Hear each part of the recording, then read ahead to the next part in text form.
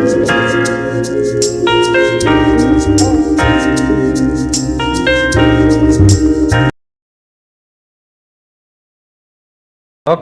assalamualaikum warahmatullahi wabarakatuh. Jumpa lagi dengan saya Aindra Medita dari Mediterium Channel. Tapi kali ini saya ingin bahas tentang insan kreatif yang dalam dunia pangan. Nah, kebetulan saya ada di Lembang, di daerah Cikidang ya tepatnya. Bertemu dengan seorang tokoh, mungkin bisa dikatakan ini petani muda atau yang lagi rame tuh disebut-sebut petani milenial katanya istilah pemerintah atau Pemda Jawa Barat. Di Lembang, tepatnya ada di Desa Cikidang tadi, petani yang punya greenhouse yang luar biasa dan dia menjalaninya dengan sangat menarik ya. Ada yang buat konsumsi di Jabodetabek dan sejumlah toko buah, toko sayuran seluruh Jabodetabek itu, dan ada juga yang diekspor ke Singapura, ke negara-negara tetangga lainnya. Dan beliau adalah Bapak Haji, siapa namanya Pak? Haji Dodi. Haji Dodi. Iya. Ya, Pak Haji Dodi bertani agri ini sudah berapa tahun tuh? Kalau saya mungkin bermulai seriusnya ya 2009. 2009. Tapi mulai coba-cobanya 2008. 2008. Iya. Nah, saya ini kan sedang buat program yang mencari orang-orang yang punya potensi secara personal tapi berdampak pada masyarakat sekitar. Dan Pak Haji Dodi ini masuk dalam kategori itu. Khusus di CSR Award 2022 ini yang akan diberikan untuk beliau pada tanggal 29 Juni di Hotel Novotel Bogor. Dan ini ada awarding sendiri untuk para tokoh, para pembuat aktivitas sosial, lingkungan, budaya, pendidikan, dan juga olahraga. Nah, beliau salah satu yang aktif untuk petani, untuk pangan, untuk ketahanan pangan nasional ya. Jadi Pak Dodi, saya ingin tanya juga, di kebun itu sejak tahun 99 Ya. sampai sekarang punya greenhouse berapa? Kalau saya sendiri mulai 2008 kita sebetulnya greenhouse sebelum megah-megah mewah-mewah kita coba-coba yang dari yang sederhana. Oke. Jadi kita polanya di sini itu ada yang namanya pelatihan-pelatihan ke petani, mengedepankan inovasi, bagaimana supaya existing pertanian ke depan ini makin eksis gitu, tidak hilang di telan bumi lah. Jadi ada inovasi. Akhirnya untuk sekarang ini teman-teman yang udah kerja sama dengan kita untuk pengembangan greenhouse ada beberapa, mungkin ada 6 greenhouse dengan mitra ya. Dan kemitraannya didukung oleh lembaga seperti apa? Kalau Saya kemitraan lihat Bank Indonesia. kita di sini didorong oleh Bank Indonesia untuk membangun sarana prasarana dari mulai hulunya, seperti kita membangunkan beberapa kelompok pipanisasi biar terfasilitasi itu air kelompok, sampai ke lahan. Kelompok tani itu ya? Ya, kelompok tani. Lembaga Agri itu Lembang ya? Kalau Lembang Agri ini kita gapok tani Pak. Kalau kelompok taninya seperti yang mendapat pipanisasi itu ada kelompok tani Berkah Tani di Cikarimbi. Ada juga kelompok tani di Alam Tani yang di Cisalasi, itu program pipanisasi juga.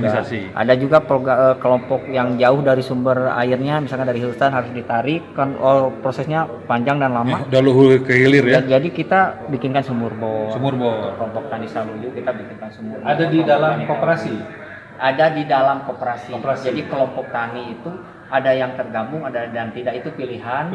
Jadi anggota kelompok tani belum tentu anggota koperasi. Saya bisa daftar koperasi dong? Oh, bisa sekali. Kalau mau bertani. Kalau mau bertani dengan lebih bagus ya? Hilirnya kita lebih ada rantainya. Ya, yang dikelola oleh koperasi. Jadi pertanian kita sekarang itu mendidik ke arah pertanian yang dari hulu sampai hilir. Oke.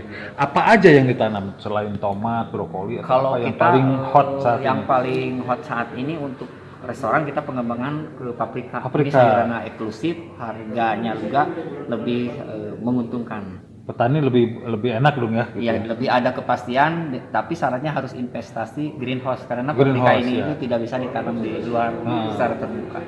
Itu apa aja tuh? Paprika, Ada paprika, ada tomat, satu ada romaine lettuce, Romaine lettuce, ya. romaine lettuce. Terus tadi ada juga- timun apa katanya? Ada timun Jepang juga, Timun Kyuri Jepang. itu lebih optimal lagi di greenhouse. Greenhouse ya. Iya. Nah kira-kira untuk investasi itu perlu kerjasama dengan koperasi langsung atau memang bisa mandiri? Kalau investasi kita bisa, kalau dengan koperasi bisa rekomendasi, misalkan Rekomendasi. pemanfaatkan, kalau kita mau dengan KUR, kita rekomendasikan ke bank yang udah kerjasama dengan kita, atau secara mandiri pun itu Boleh, ya? boleh sekali gitu. Jadi polanya kita seperti ada yang dari yang sederhana dulu. Pola main investasinya sambil pembelajaran, sambil dipelajarin tahapannya lah kita harus ditempuh seperti itu. Tadi saya dengar ada ekspor Pak. Jadi Ya. apa aja yang kita ekspor? Kita Berapa ekspor kontainer? itu komoditi yang diekspor ya sebenarnya kita bergerak dari ekspor komoditi ekspor ini dari 2010 juga. Di antaranya ada Kyuri, ada zucchini, ada parsley ya, Parsley. dan juga buncis dan buncis Kenya. Oh. Berjalan waktu, Buncis kayaknya ya. ya berjalan waktu sampai sekarang kita yang masih existing untuk ekspor itu buncis dan buncis Kenya. Baby buncis itu ya? Kerjasama dengan eksportir untuk dikirim ke Singapura. Singapura. Iya. Sebulan sekali. Seminggu 3 kali. Seminggu 3 kali. Senin, Rabu, Jumat. Wah luar biasa. Ini benar-benar petani milenial dan masih pada muda dan anak buahnya juga banyak. Mungkin sistemnya saya nggak kurang paham, tapi mungkin dia kontrak atau PHI ya, Ya. pekerja harian lepas ya PHL itu. Jadi dibayar dengan ini. Ya. Tapi tentang pupuk gimana Pak? Susah nggak sekarang? Pupuk apa Pak? Pupuk untuk pembibitan ini? Kalau pupuk Nggak susah kan tidak sebetulnya petani kalau pupuk secara alamiah organik juga kita akan banyak. Banyak ya? Tapi kalau secara kimia ya tidak susah juga. Oke. Cuman Jadi sekarang banyak organik kendalanya kita ya? lumayan agak naiknya bukan main sekarang kan hampir 50% kalau kimia. Oh, setelah pandemi? Iya, sekarang itu lebih mahal. Atau karena faktor cuaca juga? Kayaknya faktor akibat pandemi, Pandemi, karena ya? ada barangnya berupa barang imporan. Oh, Tapi impor. petani itu sebetulnya kita Nggak harus masalah. mulai beralih sih ke sistem pertanian yang ramah Organik. lingkungan. Organik. Harus mulai Green ya, green Iya. green Jadi, apa? Agri ya? Ya pemanfaatan limbah-limbah kayak kan teman-teman petani ada yang ternak kelinci, air Oh, lainnya iya, iya. mereka pakai dari kita dikasihkan supaya dia matangnya ada kita kasihkan. Tadi saya tertarik tentang Jabodetabek yang dikirim itu tomat, paprika, itu ke apa gitu? Mungkin bisa disebut nggak apa Pak? Kita ini Misalnya sebetulnya Pizza Hut atau ya apa? mudah-mudahan Kontrak. sebetulnya dulu sebelum corona ini kita udah berjalan Pak supply ke Pizza Hut. Nah tahun sekarang mulai awal Juni kita harus supply lagi Secara kontinu. 24 outlet secara kontinu terus menerus untuk wilayah Tangerang dulu. Oh, berapa ton itu? Kalau Bisa tahu? tonasenya tidak terlalu banyak Pak, karena kita 24 outlet. Jadi satu outlet itu kan paprika paling rata-rata 4 kilo satu warnanya, paling 2 warna jadi 8 kilo lah. Itu per hari? Per hari. Per hari ya? Iya, harian. Jadi tomat rata-rata misalkan tomat 3 kilo atau 2 kilo tergantung nanti mulai bergeliatnya. Kalau mulai bergeliatnya bagus, restoran kopi tidak ada akan naik Jalan lagi, akan tinggi.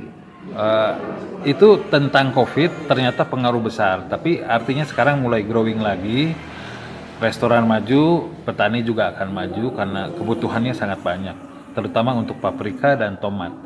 Dan satu tempat makan jangkut lah ya, Pizza Hut namanya. Ya. Dan ini menarik, 24 outlet memerlukan setiap hari. Dan petaninya semua nyaris dari Lembang. Lembang ini terkenal dan mungkin semua orang udah tahu. Nanti kita coba lihat greenhouse-nya seperti apa. Sampai di sini dulu dengan saya juga ingin berminat jadi petani nih. Belajar sama Pak Haji Dodi. Terima kasih. Sampai berjumpa lagi dengan narasumber yang lain. Assalamualaikum warahmatullahi wabarakatuh. Waalaikumsalam.